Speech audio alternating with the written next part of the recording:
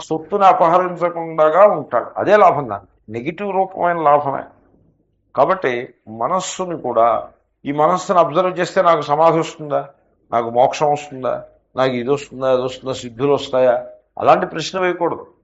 మనస్సు నా స్వరూపాన్ని నాకు కాకుండా చేసేటువంటి దొంగ కనుక దాని మీద ఒక కన్ను వేసి ఉంచాలి అంతే. అసలు లాభాపేక్ష పెట్టకూడదు అక్కడ.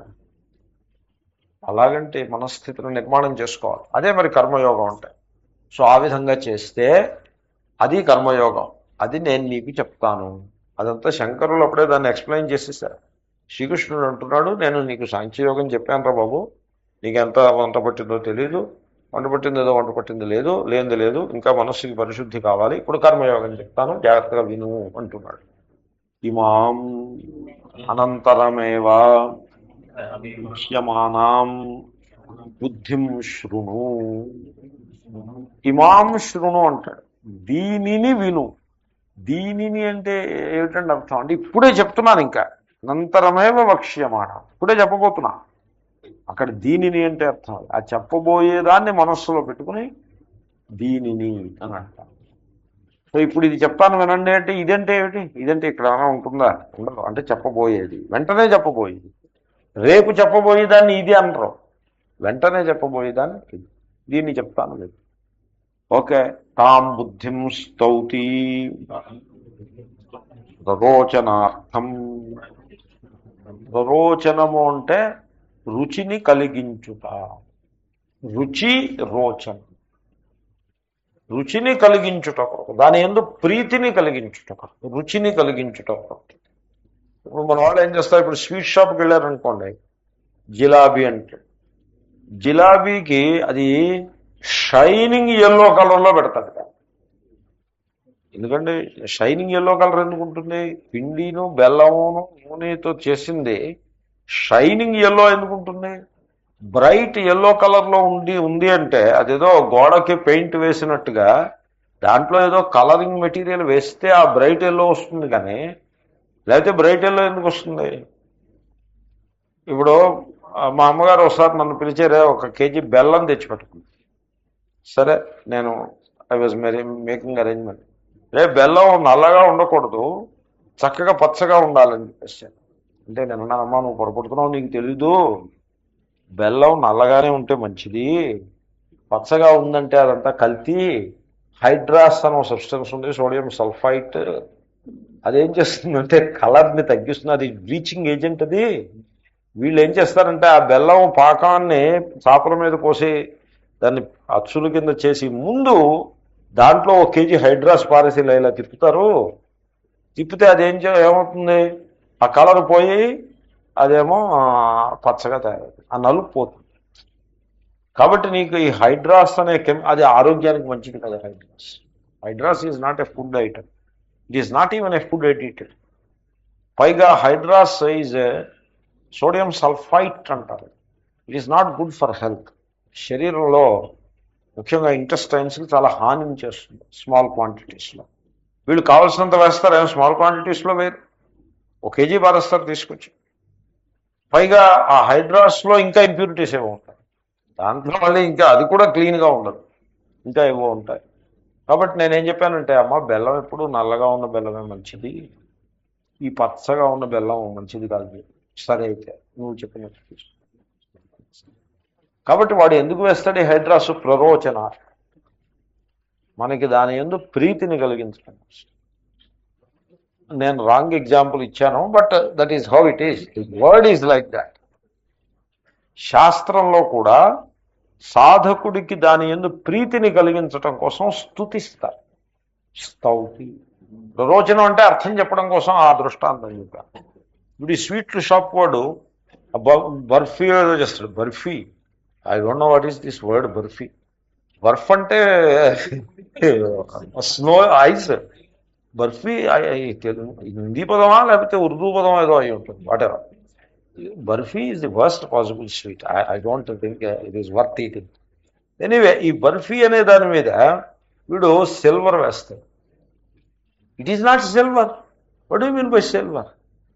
ఈ లోకంలో వాడు బంగారు ఆభరణాల్లోనే రాగి కలుపుతాడు, అలాంటిది మీకు సిల్వర్ని క్లీన్గా ఇస్తాడా? ఏమైనా అర్థం ఉందా? మీరు మార్కెట్కి వెళ్ళి సిల్వర్, ప్యూర్ సిల్వర్ కావాలంటే దొరుకుతుంది, కానీ దీని మీద వేసి ఇది సిల్వర్ ప్యూర్గా ఉంటుందా? ఉండదు. దాంట్లో లెడ్ ఇంప్యూరిటీ ఉంటుంది. In addition to other impurities, lead impurity ఉంటుంది. ఎంత ఎంత సిల్వర్ ఉంటుందండి ప్యూర్? ఇప్పుడు మీకు ఆభరణాల సిల్వర్ ఉందనుకోండి, దాని ప్యూరిటీ ఎంత ఉంటుంది? 95 97 ఎంతో బెస్ట్ క్వాలిటీ ఉంటుంది. 99.99 ఉండదు కదా. ఏమన్నా మీకు ఆభరణాల 95 97 ఉంటే, ఈ బర్ఫీ మీద వేసి ఆ సిల్వర్ ఫాయిల్ అది 90 ఉంటుందా? ఉండదు. అది 90 95 ఉంటే గొప్ప. మిగిలింది ఏమిటి? Some lead is there. In addition to other things lead is there. Lead is bad for health. చాలా చెడ్డది లెడ్. తర్వాత ఆ ఫాయిల్ ఎలా చేస్తాడు? దిమ్మిసా చేసి చేస్తాడు. ఎలా దిమ్మిసా చేస్తాడు? You know that? ఎలా చేస్తాడంటే, ఈ పశువధశాల నుంచి ఆ పశువుల గట్ ఉంటుంది. గట్ అంటే it lining of the stomach. అది భోజనం చేయరు. పశువు దేహంలో ఉండే ప్రతి భాగాన్ని వంట వండుకు తినరు. ఏవో కొన్ని భాగాలను మాత్రమే తీసుకుంటారు. ఇది ఆహారంగా పనికిరాదు. ఇట్ ఈజ్ ఏ రెఫ్యూజ్, అంటే రిజెక్టెడ్ మెటీరియల్. అది చాలా టెన్సైల్గా ఉంటుంది. పశువు యొక్క gut, some part of the inner organ చాలా టెన్సైల్గా ఉంటుంది. అది వాళ్ళు ఏం చేస్తారంటే, దాన్ని క్లీన్ చేసేసి డ్రై చేసేసి అట్ట పెడతారు. అది వీళ్ళు కొనుక్కు తెచ్చుకుంటారు. ఈ సిల్వర్ వరల్డ్, ఈ చార్మినార్ ఆ 2 పీసుల మధ్యన పెడతాడు ఈ సిల్వర్ది ఇటు అలా కొడుతూ ఉంటాడు. బాల కార్మికులు మళ్ళా దాంట్లో పెద్ద. వీడెందుకు కొడతాడు? వీడేం చేస్తాడంటే 10 మంది పిల్లల్ని ఎంప్లాయ్ చేస్తాడు. పిల్లలకి శరీరంలో బాగా ఎనర్జీ ఉంటుంది. మన సొసైటీ చాలా కరప్ట్ సొసైటీ, మీకు తెలియదు ఏం కాదు, but highly degrading also. So పిల్లలకి ఎనర్జీ ఎక్కువ ఉంటుంది. వాళ్ళు ఎంత పనైనా, కొండని పిండి చేసేయాలనుకోండి, మీరు 10 మంది పిల్లల్ని కనుక ఎంప్లాయ్ చేసుకుంటే సరిపోతుంది. ఆ కొండని పిండి చేసే కార్యక్రమంలో మీరు బాగా ముందుకు వెళ్ళచ్చు. పిల్లల్ని ఎంప్లాయ్ చేసుకోవాలి. ఈ పెద్దవాళ్ళని ఎంప్లాయ్ చేస్తే వీళ్ళు యూనియన్ అంటారు, సరిగ్గా చేయరు, అంతా గోళ. పిల్లల్ని ఎంప్లాయ్ చేస్తే క్లీన్. వాళ్ళకి టీ ఇచ్చేస్తూ ఉన్నాం, భోజనం పెట్టేస్తూ ఉన్నాం. పిల్లాడికి ఎంత పెట్టినా పెద్దవాటిలో సగమే తింటాడు, ఎంత పెట్టినా వాడు తినే సగం. కాబట్టి ఒక 10 మంది పిల్లల్ని ఎంప్లాయ్ చేస్తారు. ఈ పిల్లలు ఏం చేయాల్సి ఉంటుందంటే, ఆ ఫాయిల్ చిన్న పీస్ ఉంటుంది, ఇంత పీసు వాడు కట్ చేసి పెడతాడు. అది ఆ చర్మాల మధ్యన, ఆ గట్ మధ్యన పెట్టి అక్కడ ఫిక్స్ చేసి ఉంటుంది. అక్కడ దాని మీద వీడి చేతిలో ఒక వుడెన్ హ్యామర్ ఉంటుంది, దాని మీద అలా కొడుతూ ఉంది. ఇది కార్యక్రమం. ఇది బర్ఫ్ మీద వేస్తాడు, మనం కొనుక్కు తెచ్చుకుంటాం. మానవుని అవివేకానికి అంతా ఉండదు. అది తింటాం. It is wrong all the way. It is lead poison and you are encouraging, you are using some. ఆ పశువధలో భాగం కూడా దీనికి కొంత కంట్రిబ్యూషన్ ఉంది, బాల కార్మికుల కంట్రిబ్యూషన్ ఉంది. It is bad all the way and we eat it. అది తినదగ్గ వస్తువు. అది ఏమో నేను ఎందుకు చెప్పాను అది. సో ప్రరోచనం అంటే ఇలా ఉంది. కానీ ఇక్కడ ప్రరోచనం అటువంటి ప్రరోచనం కాదు. ఇక్కడ అభిప్రాయం ఏమిటంటే, మీకు దీని మీద ఇంట్రెస్ట్ కలగాలి, అందుకోసం స్తుతిస్తున్నాం. ప్రరోచనార్థం స్తౌతి. ఏది? కర్మయోగం. ఇప్పుడు కర్మయోగము అంటే అది కర్మనా బుద్ధియా? బుద్ధి. కర్మయోగం అంటే కర్మ కాదు. కర్మ అంటే కర్మ. ఏమంటే కర్మ ఉందనుకోండి, కర్మకి కర్మయోగం అని పేరు పెట్టడం ఎందుకంటే అది కర్మే కదా. అది కర్మ ఈజ్ ఈక్వల్ టు కర్మ అయిపోయింది. అది కర్మ, దాన్ని మీరు కర్మయోగం అని పిలవండి. ఎందుకు అలా పిలవడం ఎందుకండి? ఒక పదం జత చేసిన అందువల్ల దానికి ఏమైనా ఉపయోగం ఉండాలి. కాబట్టి కర్మయోగము అంటే కర్మ కాదు. మరి కర్మ ఏమిటి? కర్మ అంటే కర్మయే కర్మ. మరి ఈ కర్మయోగం ఏమిటి? బుద్ధి. బుద్ధి అంటే జ్ఞానం అని అర్థం. ఒక అవగాహన, ఒక అండర్స్టాండింగ్. కర్మ విషయంలో మనం ఈశ్వరారాధన బుద్ధితో చేయాలి. అది ధార్మికమైన కర్మ అయి ఉండాలి. అది మౌలికమైనటువంటి కండిషన్, దాంట్లో సందేహమే లేదు. అండ్ దెన్ దానిని నిస్సంగంగా చేయాలి. ద్వంద్వములను తిరస్కరించి ఈశ్వరారాధన బుద్ధితో చేయాలి. ఆ విధంగా కర్మానుష్ఠానం చేసేప్పుడు మనస్సు సావధానంగా పెట్టుకోవాలి. మనస్సు ఏం చేస్తుందంటే ఏవో కొన్ని బెనిఫిట్స్ని ప్రాజెక్ట్ చేస్తుంది. ఓసారి అనిపిస్తుంది ఏమిటి వీళ్ళకి 5 రోజులు వరుసగా పొద్దున్న సాయంకాలం ఈ ఎండల్లో పడి పాఠాలు చెప్పాం, ఏమిటి మనకి ఏమిటి లాభం దీనివల్ల అని అనిపిస్తుంది. అనిపించినప్పుడు వెంటనే ఇలా అనుకోవడం పొరపాటు, ఈ రకమైన భావన రావడమే తప్పు. మనం కాదు, ఈ కర్తలం మనం కాదు, దీని భోక్తలం మనం కాదు.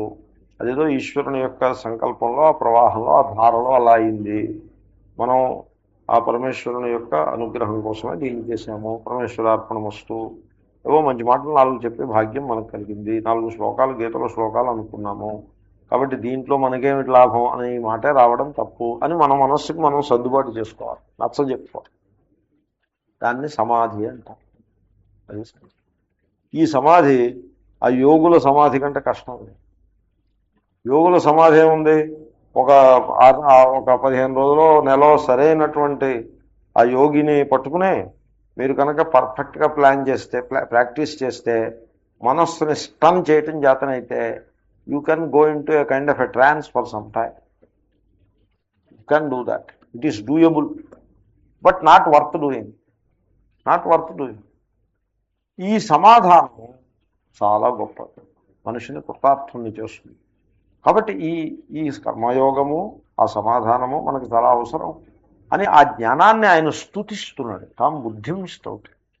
బుద్ధిం స్తౌతే అంటే జ్ఞానం స్తౌతే అని అర్థం. బుద్ధ్యాయయా యోగ విషయయా యుక్తః హే పార్థ కర్మబంధం కర్మ ఏవ ధర్మాధర్మాఖ్యః బంధః కర్మబంధః. సో యయా బుద్ధ్యాయుక్త, ఏ బుద్ధితో కూడి ఉన్నవాడు, బుద్ధి అంటే యోగ విషయయా బుద్ధ్య, కర్మయోగమునకు సంబంధించిన జ్ఞానం. ఏ జ్ఞానమైతే కర్మని కర్మయోగంగా తీర్చిదిద్దేస్తుందో ఆ జ్ఞానం. ఆ జ్ఞానముతో కూడి ఉన్న వ్యక్తి, హే పార్థ, ఓ అర్జున, కర్మబంధం ప్రహాస్యసి. ఆ జ్ఞానాన్ని నువ్వు పొందితే ఓ అర్జున, నీవు కర్మబంధం నుంచి పెరుగుతావు. కర్మబంధము అంటే ఏమిటి? సాధారణంగా కర్మలు బంధిస్తాయి అని మీరు ఎవరికైనా అన్నారనుకోండి, వెంటనే ఏమంటారు? అవును, చెడ్డ కర్మలు బంధిస్తాయి. కానీ మరి గీతలో అలా అనరు, వేదాంతంలో అలా అనరు. చెడ్డ కర్మలు బంధిస్తాయి అంటే అర్థం ఏంటి? మంచి కర్మలు మోక్షం ఇస్తాయి. మోక్షం ఇస్తాయనో ఇవేమో అలాంటి బట్టి బంధించవు. తప్పు. ఓసారి రాజమండ్రి వేదశాస్త్ర పరిషత్తు సభలో నన్ను ప్రసంగం చెప్పమన్నారు. టాపిక్ ఏదో ఇచ్చారు. ఆ టాపిక్ టాపిక్ గీతకి సంబంధించిన టాపిక్ చెప్తున్నాను. ఏమిటంటే టాపిక్ అది, పుణ్యము పాపము 2 బంధమే. ఆ 2 బంధాల నుంచి కూడా మనిషి పైకి వచ్చే ప్రయత్నం చేయాల్సి ఉంటుంది. పాపమేమో ఇనుప సంకెళ్ళ బంధం, పుణ్యమేమో బంగారు సంకెళ్ళ బంధం. మొత్తానికి 2 బంధమే అని ఇది టాపిక్. అక్కడ ఉన్న వాక్యం అది. ఉన్న వాక్యాన్ని బట్టి చెప్తాం, కానీ మన స్వంతం ఏమైనా చెప్తామా? వాక్యం శ్రీకృష్ణుని వాక్యం ఉంటుంది, లేకపోతే శృతి వాక్యం ఉంటుంది. దాన్ని ప్రతిపాదించటం అదొక పూచి, ఆ పని చేస్తుంది. ఒక ఆయన లేచి ఒక ఆయన కలిసి మీరు అలాగ పుణ్యము పాపము 2 బంధమే అని చెప్పకూడదండి. అంటే చూడండి, ఏం చెప్పకూడదు ఏం చెప్పచ్చు తర్వాత చూద్దాం. నేను ఉపన్యాసం ఏం చెప్పాలో కూడా మరి మీరే నిర్ధారిస్తానంటే అది సరికాదు కదా. అప్పుడు నేనేం చెప్తానో నాకే తెలియదు. పరమేశ్వరుడు ఏది తోపిస్తే అది చెప్తానని నేను అనుకుంటున్నాను. అలాంటిది మీరు వచ్చి నేను చెప్పానని నా యందు కర్తృత్వం పెట్టి ఆ కర్తృత్వాన్ని మళ్ళీ మ్యానిపులేట్ చేస్తానని ఇది పద్ధతి కాదు. నౌ ది పాయింట్ ఈజ్, పుణ్యపాపములు 2 బంధం అవునా కాదా? అసలు మీరేమనుకుంటున్నారు అంటే, పుణ్యపాపాలు 2 బంధం కాదు, పాపమే బంధం, పుణ్యం బంధం కాదు అని అన్నారు. అంటే మీరు శాస్త్రాన్ని చదివి అంటున్నారా, లేకపోతే ఏదైనా ఒక బండ స్వాధ్యాయులాగా అంటున్నమాట? Did you read shastra? Yes. మరి then how you talk like that? కాదండి, మీరు చెప్పింది కరెక్ట్ అయితే అవ్వచ్చు, కానీ ప్రజలకు అలా చెప్పకూడదు. ఎందుకని ప్రజలకు ఎందుకు చెప్పకూడదు? మరి ముండకోపనిషత్తు అని టాపిక్ పెట్టుకున్న తర్వాత ప్రజలకు మరి ఇంకేం చెప్పాలి? ఆ టాపిక్ నువ్వు అసలు సెలెక్ట్ చేయకూడదు, లేకపోతే ఆ ప్రజల్ని పిలవకూడదు. ఏదో ఇదేనా అదేనా? ప్రజల్ని పిలిచి టాపిక్ సెలెక్ట్ చేసి చెప్పకూడదంటే మరి ఏం చెప్పాలి? అలా కాదండి, జనం పుణ్యం చేసుకుంటూ ఉండాలి, పాపం మానేయాలి. అవును, అది కరెక్టే. ఆ చెప్పే సందర్భం వేరే ఉంటుంది, ఆ టాపిక్ వేరే ఉంటుంది, ఆ వేదిక వేరే ఉంటుంది. అక్కడ అది చెప్పాలి. ఇక్కడ మరి ఈ వేదికలో ఈ టాపిక్లో ఇది ఇలా ఉంటుంది జనం. ఇంతకీ చెప్పొచ్చేది ఏమిటంటే, ఈ సందర్భంలో పుణ్యము పాపము అనే రెండింటి యొక్క బంధం నుండి నీవు బయటపడతావు. అంటే ఒకడు అంటాడు, నాకు పాపబంధం నుంచే బయటపడాలి, పుణ్యబంధం నుంచి నేను బయటపడడం నాకు ఇష్టం కాదు అంటే అతగాడు ఇంకా కర్మయోగానికి అర్హుడు కాదు అని అర్థం. కామ్యకర్మలు చేసేవాళ్ళు అలాగే ఉంటారు. కామ్యకర్మానుష్ఠాన పరులు భోగపరాయణ, భోగాల కోసం కర్మలు చేస్తూ ఉంటారు. వాళ్ళకి వైరాగ్యం అనే మాట వాళ్ళకి అంగీకారం కాదు. కాబట్టి పుణ్యము పాపము రెండు బంధమే అనేది వాళ్ళు ఒప్పుకోరు. కాబట్టి వాళ్ళ ప్రసక్తి ఇక్కడ కుదరదు. ఇక్కడ ప్రసక్తి ఏమిటంటే దానికంటే పై స్థాయి ఇక్కడ. అది కూడా ఒక మానవుని యొక్క జీవితంలో ఒక మెట్టు. కానీ అక్కడే కూర్చుండిపోకోవడం తప్పు. ఆ మెట్టు కూడా ముందుకు వచ్చేసేయాలి. పాపకర్మలను విడిచిపెట్టి పుణ్యకర్మలను మాత్రమే అనుష్ఠించాలి, వన్ స్టెప్. ఆ తర్వాత పుణ్యకర్మలు కూడా కామ్యకర్మల్ని అనుష్ఠించరాదు, నిత్యకర్మల్ని మాత్రమే అనుష్ఠించాలి, నెక్స్ట్ స్టెప్. ఆ తర్వాత స్టెప్ నిత్యకర్మానుష్ఠానంలో కూడా భోక్తృత్వం ఉండరాదు. ఆ పై స్టెప్ నిత్యకర్మానుష్ఠానంలో కూడా కర్తృత్వం ఉండరాదు. ఆ తర్వాత స్టెప్ ఆత్మ కర్త అకర్తృ అభోక్తృ ఆత్మనిష్ఠుడే ఉండిపోవడం. It's a continuous growth. నువ్వు ఒక స్టేజ్లో స్టక్ అయిపోకూడదు, అలా అతుక్కుపోకూడదు. ఎక్కడా కూడా కంటిన్యూస్ గ్రోత్ ఉండాలండి. మధ్యలో అతుక్కుపోతే ఉపయోగం ఏంటండి? కాబట్టి ధర్మాధర్మాఖ్య కర్మబంధ. చూడండి శంకరులు ఎలా చెప్తున్నారు, ధర్మము బంధమే, అధర్మము బంధమే. ధర్మ అంటే పుణ్య, పుణ్యము బంధమే, పాపము బంధమే. పుణ్యం అయితే బంగారు సంఖ్యల, పాపము ఇనుప సంఖ్యల. ఓకే. కాబట్టి ఈ ధర్మాధర్మములు అనబడేటువంటి బంధం రెండు రూపములుగా ఉంటుంది కర్మబంధము. కర్మ ఏవ బంధ, కర్మయే బంధం. ఇంక మళ్ళీ కర్మకి బంధానికి భేదమేం లేదు, అదే బంధం అయిపోతుంది. ఈ కర్మబంధమును నీవు ప్రహాస్యసి, దాటివేయగలుగుతావు. ఎలాగా? భాష్యం, ఈశ్వర ప్రసాద నిమిత్త జ్ఞాన ప్రాప్తే ఇత్యభిప్రాయ. ఈశ్వరుని యొక్క అనుగ్రహం, ఈశ్వర ప్రసాదం, ఈశ్వరార్పణ బుద్ధితో వీడు కర్మల్ని చేస్తూ ఉంటాడు. ఇప్పుడు ఈశ్వరుని యొక్క అనుగ్రహం వీడికి లభిస్తుంది, హృదయం నుంచి లభిస్తుంది. హృదయం నుంచి ఎలా లభించింది? ఎందుకంటే ఈశ్వరుడు హృదయంలో ఉంటాడు. ఆ హృదయంలో ఆ నిర్మలత, పవిత్రత, ఆ జ్ఞానము యొక్క వెలుతురు అవన్నీ కూడా ఆవిష్కరింపబడతాయి. సో ఆ విధంగా వీడికి ఈశ్వర ప్రసాదం లభిస్తుంది. తద్వారా జ్ఞానాన్ని, వివేక జ్ఞానాన్ని పొందుతాడు. పొందేసి కర్మబంధం నుంచి బయటపడిపోతాడు. చూడండి, కర్మలను చేసి కర్మబంధం నుంచి బయటపడేది ఉపాయం కర్మయోగం అంటే. కర్మల్ని చేస్తూ కర్మబంధం నుంచి బయటపడ్డాం. కర్మల్ని మానేసి కర్మబంధం నుంచి బయటపడ్డాం కాదు. కర్మల్ని మానేసి కర్మబంధం నుంచి బయటపడుట అనేది అసలు సంభవం కాదు. కర్మల్ని చేస్తూ కర్మబంధం నుంచి బయటపడాలి. ఎలాగంటే ఆ చేసి పద్ధతి సరిగ్గా ఉండాలి. అదే కర్మయోగము. ఇది టాపిక్. ఇప్పుడు దీంట్లో చిత్రం కొంచెం కంపేర్ చేయండి. సాంఖ్యము యోగము రెండు పక్క పక్కన ఉన్నాయి కనుక సాంఖ్యానికి మూలం ప్రమాణం, యోగానికి అంటే కర్మయోగానికి మూలము శ్రద్ధ. సాంఖ్యంలో మీరు ప్రమాణాన్ని, ప్రమాణము అంటే వాక్యం, బోధ, ఇదం శరీరం కౌంతేయ, ఈ శరీరము జ్ఞానం. అదే ఎప్పుడు గుర్తింపు, అవగాహన, అది మూలం. ప్రమాణం అంటే జ్ఞానం కదండి.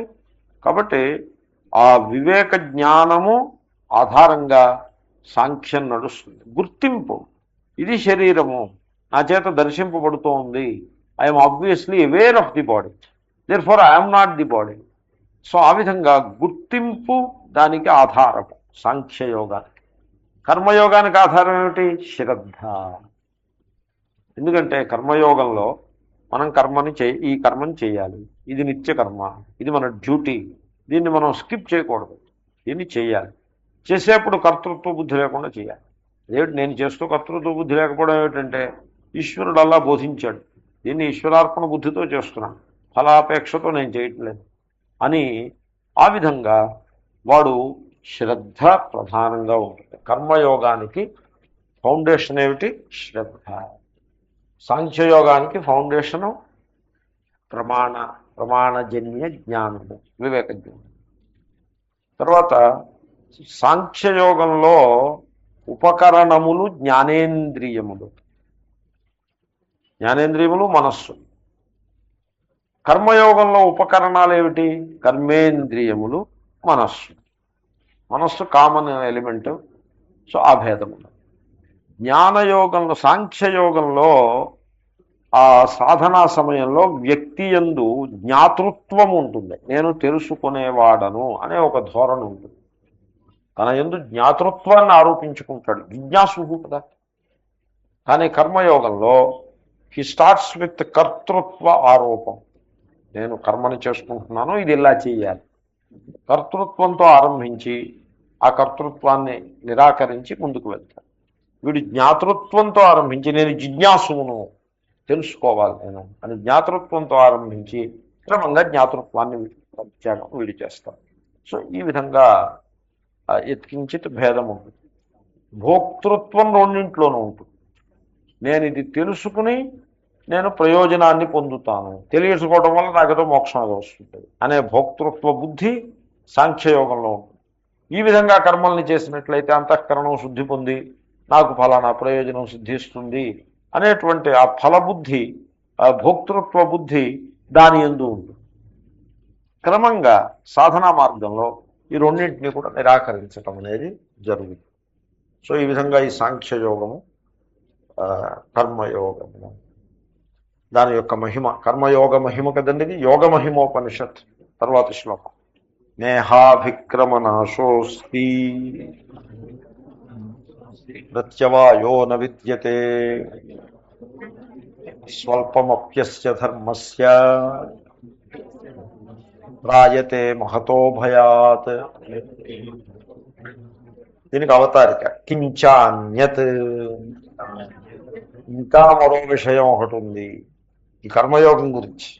కర్మయోగం గురించి మరో విషయం ఉందంటే ఇంతకుముందు ఏం చెప్పారు? ఒకటి చెప్పారు. ఏమిటది? కర్మబంధం ప్రహాస్యసి. కర్మయోగం వల్ల కర్మబంధము తొలగిపోవును ఒకటి చెప్పారు. అబ్బా అంత గొప్పదా కర్మయోగం? అంత గొప్పదా అని కాదు, ఇంకా ఉంది గొప్పతనం. కించాన్యత్, ఇంకో గొప్పతనం ఏమిటది? నేహాభిక్రమ నాశోస్తి. అభిక్రమ నాశ. అభిక్రమ అంటే ఆరంభము చేశారనుకోండి, పూర్తి చేయకపోతే ఆ చేసిన ఆరంభం నష్టమైపోతుంది. దీనికి నేను దృష్టాంతం తరచుగా ఇస్తా. మంచి దృష్టాంతం దొరికే వరకు దాన్ని ఇవ్వచ్చు, ఇంకా కూడా ఇవ్వచ్చు దృష్టాంతాలు. ఇప్పుడు మీకు ఇల్లు పూర్తి చేసి, ఇల్లు కట్టి, రూఫ్ వేసి, మొత్తం తలుపులు అన్నీ పెట్టి, అన్ని విధాలుగా ఇంటిని తయారు చేసి అద్దెకి ఇస్తారనుకోండి, 1000 రూపాయలు అద్దె వస్తుంది. లెంటిల్స్ వరకు చేసి ఆపేశారనుకోండి, ఎంత అద్దె వస్తుంది? పోనీ లెంటిల్స్ దాకా అంటే 2 లక్షల ఖరీదైన ఇల్లులో లెంటిల్స్ వరకు వచ్చాయంటే సగం ఖర్చు పెట్టాడు కదా. పోనీ 500 అద్దె రావచ్చు కదా. పోనీ 500 కాదు, పోనీ 300 అద్దె రావచ్చు కదా. వస్తుందా? రాదు. సపోజ్ లెంటిల్స్ వరకు కట్టేసి ఇంకా నేను ఆ తర్వాత పని పూర్తి చేయకుండా ఆపేసాను అనుకోండి, నాకు ఏం లాభం వస్తుంది? ఎంత వస్తుంది? ఎంత పర్సంటేజ్ బెనిఫిట్ వస్తుంది? ఏ బెనిఫిట్ కాదు. మరి పెట్టిన పెట్టుబడి ఏమవుతుంది? అంతా నష్టం. గోడ కొట్టిన సున్నంలాగా అది ఎందుకు పనికిరాదు. దీన్నే అభిక్రమనాశము అని అంటారు. అర్థమైంది కదండి? మనం జీవితంలో చేసే చాలా పనుల్లో ఈ అభిక్రమనాశం ఉంది. ఇప్పుడు బిఏ పాస్ అవ్వడానికి నేను ఒక అమ్మగారిని ఎరుగుతాను. బిఏ పాస్ అవ్వాలి అని ఒక నిశ్చయం చేసుకుని, రోజులో బిఏ పాస్ అవ్వాలంటే మీరేం కాలేజీకి వెళ్ళిపోయి కష్టపడి చదివిపోయి అలా అక్కర్లా. డిస్టెన్స్ ఎడ్యుకేషన్ అని ఒకటి ఉంటుంది. అది ఇంక పరీక్షలు ఇంకో వారం రోజులు ఉన్నాయనగా పరీక్ష అప్లికేషన్ ఫారము, ఫీజు అది మాత్రం పకడ్బందీగా ఉండాలి. మీకు హాల్ టికెట్ వాళ్ళు ఇవ్వాల్సి ఉంటుంది. అంతవరకు మీరు శ్రద్ధ వహిస్తే ఇంకొక వారం రోజులు ఉందనగా దాని గైడ్ లీట్ ఒకటి తిరగేసి మీరు ఏదో రాసి వస్తే పరీక్ష పాస్ అయ్యారు. మీకు వాళ్ళు బిఏ రాసి ఇచ్చేస్తారు. వాళ్ళు బిఏ సర్టిఫికెట్లు అలాగ కట్ట పెట్టేసి కూర్చున్నారు అక్కడ. పేరు పెట్టడం, సంతకం చేయటం, ఇవ్వడం, సంతకాలు కూడా అయిపోయాయి, పేరు రాసి ఇవ్వడమే. వాళ్ళు they are ready to give it. మీరు దాన్ని తీసుకోవాలి. దాన్ని మీరు తీసుకోవాలంటే మీరు అంత విజ్ఞానం సంపాదించేసేయాలనేటువంటి పాపం అలాంటి కండిషన్ వాళ్ళు ఏం పెట్టట్లేదు. మీరు ఆ సమాచారం అంతా తెలిసేసుకోవాలి, నాలెడ్జ్ ఉండాలని అలాగంటి కండిషన్ వాళ్ళు పెట్టనట్లేదు. వాళ్ళు ఎంతవరకు కండిషన్ పెట్టారంటే నీకు ఫలానా వయస్సు ఉండాలి, రేషన్ కార్డులో నీ పేరు ఉండాలి, తర్వాత నువ్వేమో ఫీజు కట్టుండాలి, చలానా కట్టుండాలి. చలానా, ఈ చలానా అనేది మనుషుల్ని నిర్వీర్యుల్ని చేసేస్తుంది. చలానా ఎనీవే, సో చలానా కట్టాలి. ఆ చలానా ఫారం దొరకదు, అది వాడెవడో ఎక్కడో దాచిపెడతాడు, అది సంపాదించాలి. వీడి బ్యాంకు వాడు కట్టుకోడు, కట్టుకున్న తర్వాత కట్టుకున్న రిసీట్ ఇవ్వడు. మొత్తానికి పొద్దున్న 10ంటికి ప్రారంభిస్తే మధ్యాహ్నం 3 అయ్యేప్పటికి ఆ రిసీట్ మొక్క చేతికొస్తుంది. అది దేనికి గుర్చి ఇవ్వాలి వాడు. ఇక ఇలాంటివేవో కొన్ని కండిషన్లు పూర్తి చేయాలి. మీరు అవి పూర్తి చేసేసి ఆ పరీక్ష రాసేసి చక్క వస్తే వీడు మీకు ఒక డిగ్రీ ఇచ్చేస్తాడు. సో ఒక అమ్మగారు ఈ కార్యక్రమం మొదలుపెట్టారు. 9 పరీక్షలు బిఏకి 2 ఏళ్లలో. ఈమె 7 పరీక్షలు రాసి ఆ 8వ పరీక్షకి attendance, she did not appear, she just did not present herself there. వాళ్ళు డిగ్రీ ఇవ్వలేదు. ఇంకో ఏడాది వచ్చింది. నేను సలహా చెప్పాను, ఆ 2 పరీక్షలు రాసిస్తే వదిలిపోతుంది, మళ్ళీ ఆ 7 రాయక్కర్లేదు, పూర్వంలో ఉండి చేతస్తాం. ఇప్పుడు రాసిందేదో గెయినే కాబట్టి ఆ 2 రాసేస్తే అయిపోతుంది. ఆ 2 రాయలేదు, మళ్ళీ రాయలేదు ఫర్ సమ్ రీజన్. ఆఖరికి ఏమైపోయిందంటే ఒక 5 ఏళ్ల తర్వాత, 5 ఏళ్ళు క్రమంగా రాయలేదు. 5 ఏళ్ల తర్వాత డిస్టెన్స్ ఎడ్యుకేషన్ వాళ్ళు ఏమన్నారంటే ఈ బిఏని మేము ఎత్తేసామన్నారు. They have closed that BA. ఈ regulations, BA old regulations close. BA new రెగ్యులేషన్స్లో చేయాలంటే మళ్ళీ you have to write all the papers. దీనికి అభిక్రమ నాశ అని. ఈ అభిక్రమ నాశము కర్మయోగంలో ఉండదు. నేహాభిక్రమ నాశోస్తి అంటే ఈవేళ మీరు కర్మయోగాన్ని అనుష్ఠిస్తే 10 ఏళ్ల దాకా మీరు కర్మయోగం అనుష్ఠించకపోయినా ఆ లాభం మీకు అలా ఉంటుంది. మీరు మళ్ళీ కర్మయోగంలోకి వచ్చి తీరరు. You take one step and that gain is never lost. It will be with you, it will be part of you. You are not going to lose it. ఏమి హామీ అన్నది అంటే ది న్యూస్ పడిందంటే మీరు తిరగండి, సంసారంలో ఎన్ని సంవత్సరాలు తిరిగినా తిరగండి, ఎన్ని జన్మలు తిరిగినా తిరగండి, విల్ కమ్ బ్యాక్. మళ్ళీ వాపసు వస్తారు, వచ్చి దాన్ని ముందుకు తీసుకెళ్తారు, ముందుకు తీసుకువెళ్ళి మీరు మోక్షాన్ని పొందుతారు. కాబట్టి భగవద్గీత చదువుకుందుకు మీరు వచ్చారంటే మీ మోక్షం ఫిక్స్ అయిపోయింది. It's all a matter of time. మీరు ఇప్పుడు ఈ క్షణంలో మోక్షాన్ని పొందొచ్చు, లేకపోతే ఈ జన్మలో పొందొచ్చు, అదే మళ్ళీ జన్మలో పొందొచ్చు. You choose. ఇప్పుడు ఈరోజే మీకు మోక్షం కావాలంటే ఈరోజే మీకు మోక్షం దొరుకుతుంది. అబ్బో అంత కంగారు వద్దంటే okay, no problem. You want to take it easy, take it easy, no problem. So you have it any time, no loss. Whatever you gain is your gain. అభిక్రమ నాశ నాస్తి. తర్వాత ప్రత్యవాయం అని అనుకోవటం. ఈ ప్రత్యవాయం అన్నది మీరు చూస్తూ ఉంటారు. చాలామంది అడుగుతారు నన్ను, స్వామీజీ లలితా సహస్రనామం చదివితే ఏదో ప్రత్యవాయం అనే మాట కూడా వాడతారు. ప్రత్యవాయం వస్తుందని ఎవరో చెప్పారు, చదవకూడదట, మీ అభిప్రాయం అంటే ఈ మాట అందరూ నేను ఎక్కడికి వెళ్తే అక్కడ ఈ ప్రశ్న ఒకటి ఉంటుంది. నేనే అంటాను, మీరు ఇంతకు ముందు ఎంతమందిని అడిగి ఉన్నారు ఈ ప్రశ్న అని నేను అడుగుతాను. అంటే ఎంతో మందిని అడిగాను, మీరు చెప్పండి. నేను చెప్పను అలాగా. మీరు ఎంతమందిని కన్సల్ట్ చేశారు, ఏమిటి సమాచారం? ఎందుకంటే నేను చెప్పడానికి సిద్ధంగా ఉంటా, కానీ వాళ్ళు వినడానికి సిద్ధంగా ఉండరు. కాబట్టి అర్గళా స్తోత్రం అని ఉంటుంది. అర్గళ అంటే గడియ, సమ్ స్తోత్రం. తంత్ర లిటరేచర్లో ఈ లలితా సహస్రం అయిన తర్వాత ఇంకో స్తోత్రం. అర్గళా స్తోత్రంలో ఏమనుంటుందంటే లలితా సహస్రం అంతా చదివి ఈ అర్గళా స్తోత్రం చదవకపోతే ఆ చదివిందంతా వ్యర్థము. 1. పైగా లలితా సహస్రం చదివి అర్గళా స్తోత్రం చదవకపోతే అర్గళాదేవి కోపం వచ్చి వీడికి హాని చేస్తుంది, ఈ వ్యక్తికి హాని చేస్తుంది. దీన్ని ప్రత్యవాయవం అని అంటారు. అలా రాసి పెట్టారనుకోండి, పాపం సాధకులు కంగారు పడిపోతారు. ఇలాగంటే ప్రత్యవాయాలు ఏవో చెప్తా ఉంటారు. సత్యనారాయణ వ్రతానికి మీరు వెళ్ళి ఆ ప్రసాదం కళ్ళకద్దుకుని నోట్లో వేసుకోకుండా వచ్చేస్తే సత్యనారాయణ స్వామి మీ మీద కోపించి మీకు హానిని చేస్తాడు. విన్నారా ఎప్పుడైనా మాట? దాన్ని ప్రత్యవాయము అంట. అది ఉంటున్నారు దీన్ని ప్రత్యవాయము అంటే. అయ్యా ఈ కర్మయోగంలో నీకు అలాగంటే బెంగలేదు, ప్రత్యవాయము లేదు. ప్రత్యవాయో న విద్యతే. ప్రత్యవాయం అంటే ఒకవేళ చేయాల్సిన పద్ధతిలో పూర్తయి వరకు చేయలేకపోతే కొంపలు అంటుకుంటాయి, దాన్ని ప్రత్యవాయం అంట. అటువంటి ప్రత్యవాయము కర్మయోగంలో లేదు. ఇంతకంటే హామీ ఇంకేం కావాలండి? స్వల్పమప్యస్య ధర్మస్య త్రాయతే మహతో భయాత్. ఈ కర్మయోగము అనే ధర్మము ఇది మీరు ఒక పిసరు మీరు ఆచరిస్తే స్వల్పమపి మహాభయం నుండి మిమ్మల్ని రక్షిస్తుంది. మహాభయం అంటే ఏమిటి? సంసారం, మృత్యుభయం, మహాభయం, అన్నిటికంటే పెద్ద భయం. దాని నుంచి మిమ్మల్ని రక్షిస్తుంది అని ఈ విధంగా ఆ కర్మయోగము యొక్క మహిమని స్తుతిస్తున్నారు. Which is true all the way. దాంట్లో అతిశయోక్తి ఏం లేదు. భాష్యకారం నా ఇహ మోక్ష మార్గే కర్మయోగే అభిక్రమనాశ అభిక్రమణం అభిక్రమ తస్య నాశ నాస్తి యథాకృష్యాదే. ఇహ అంటే దీని యందు, నా ఇహ కదా, ఇహ అంటే దీని యందు. దీని యందు అంటే మోక్షమునకు దారి తీసే కర్మయోగమునందు. కర్మయోగం గురించి చెప్తున్నారు, సాంఖ్యయోగం గురించి కాదు. సాంఖ్యయోగం అయిపోయింది.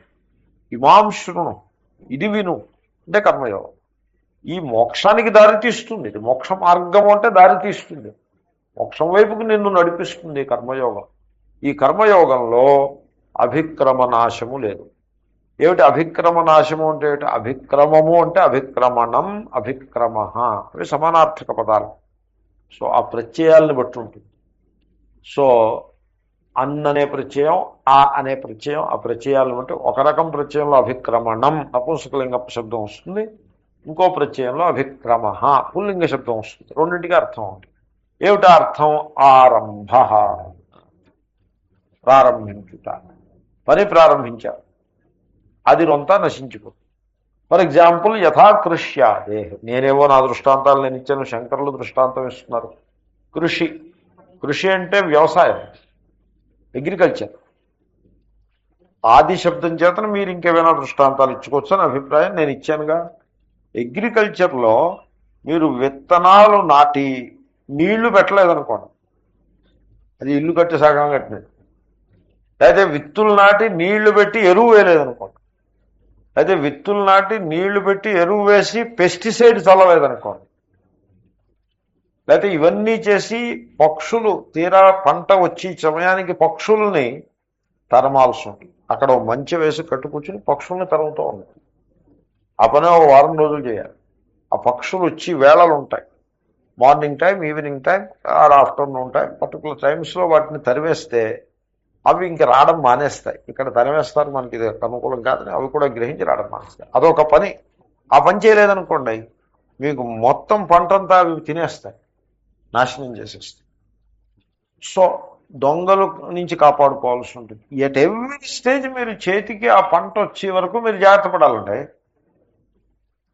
లేకపోతే ఆఖరికి మార్కెట్కి తీసుకెళ్ళి అమ్మడంలో కూడా మీరు జాగ్రత్త పడాలి, అయితే నష్టపోతారు. ఈ రైతులు గోల ఎంత గోలగా ఉంది.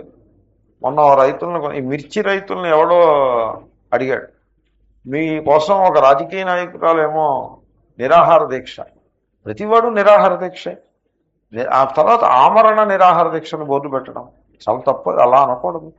ఆమరణ నిరాహార దీక్షను ఎందుకు అంత పెద్ద మాట అన్నాడు? మరణం మన చేతిలో లేదు కదా. తర్వాత మరణించే వరకు చేయాలనే ఉత్సాహం కూడా వాళ్ళలో లేదు. అలా అంటున్నారు తప్పిస్తే. అంటే ఏంటి? ఆ అపోజిషన్ పార్టీ వాళ్ళని, అంటే అదర్ పార్టీ వాళ్ళని ఇంప్రెస్ చేయడం కోసం, వాళ్ళని కంగారు పెట్టడం కోసం, ఒక హైప్ని క్రియేట్ చేయడం కోసం ఆమరణ అన్నాం. ఈ మధ్యకాలంలో ఆమరణ నిరాహార దీక్ష చెయ్యని వాడు లేడు, ఆ నిరాహార దీక్షలో మరణించిన వాడు లేడు. ఎందుకు అంతంత మాటలు అనకూడదు, తప్పు. వాళ్ళకి అమంగళం, వాళ్ళు తెలుసుకోవట్లేదు. ఎనీవే, సో ఆమరణ నిరాహార దీక్ష చేస్తున్నారు కదా, మరి మీరు ఏం చేస్తున్నారు అని అడిగారు కొంతమంది రైతుల్ని. అంటే ఈ మిర్చి రైతుల్ని.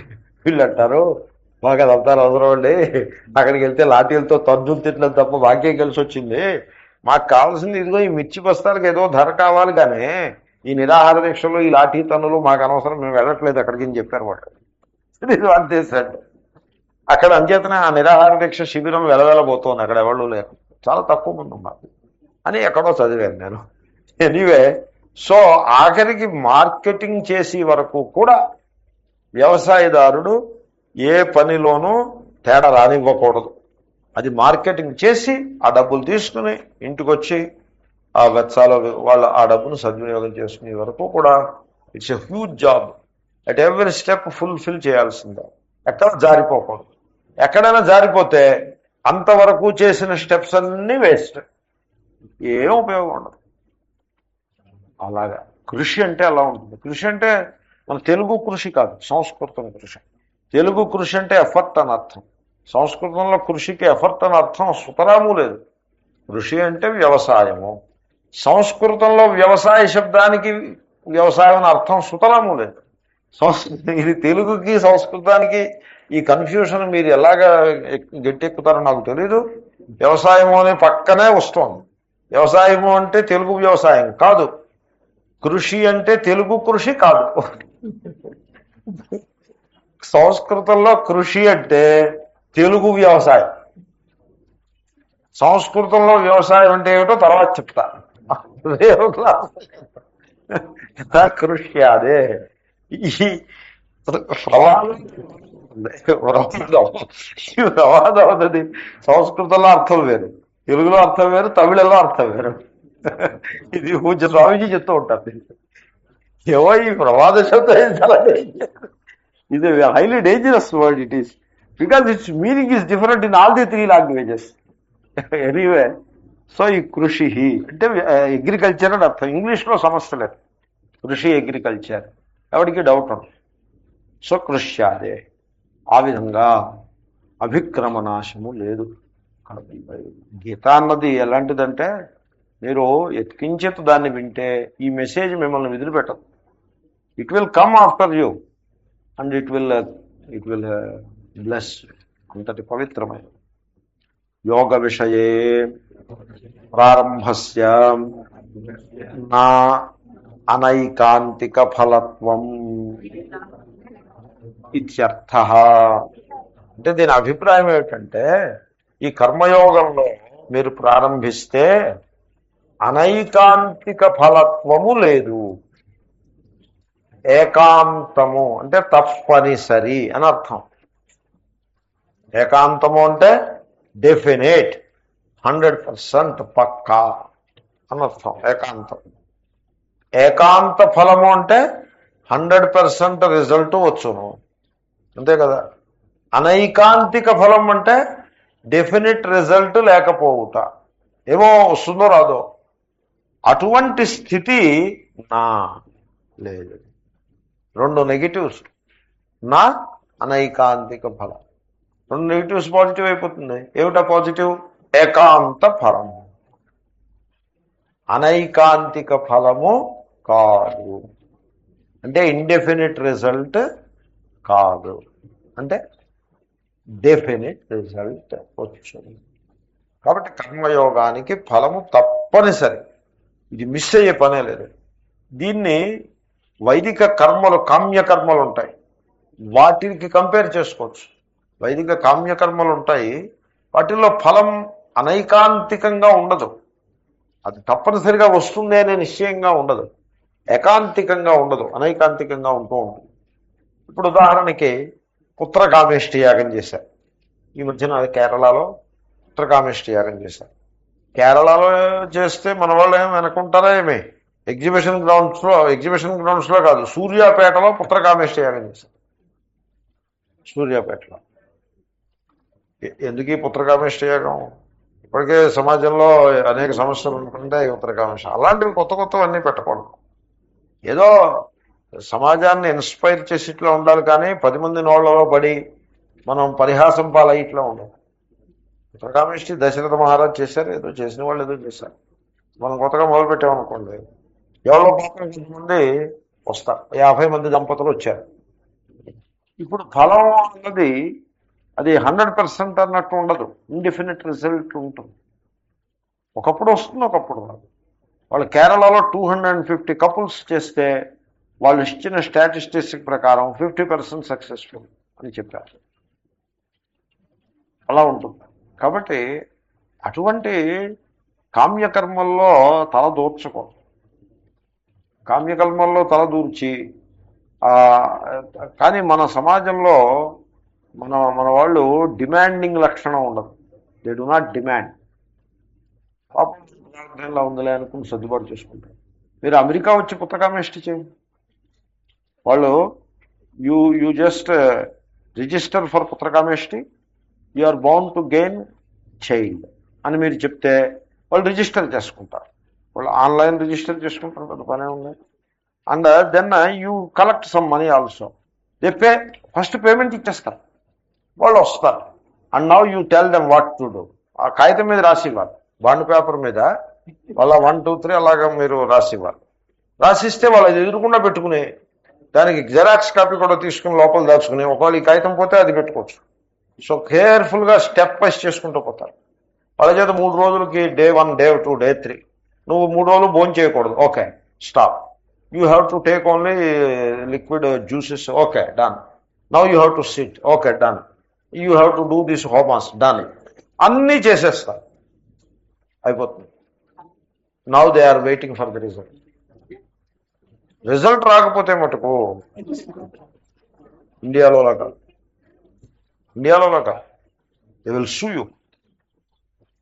తర్వాత సూ చేయడమే కాదు, they will inform FBI also. Suppose వీడు ఫారెన్ నుంచి వచ్చాడు అనుకోండి, FBIకి ఇన్ఫార్మ్ చేస్తాం, వీడు he has misled us and we were expecting this result but it did not come. వాళ్ళు FBI వాళ్ళకి ఈ ధర్మము, ఈ కర్మలు, వీటి గురించి వాళ్ళకేం తెలియదు.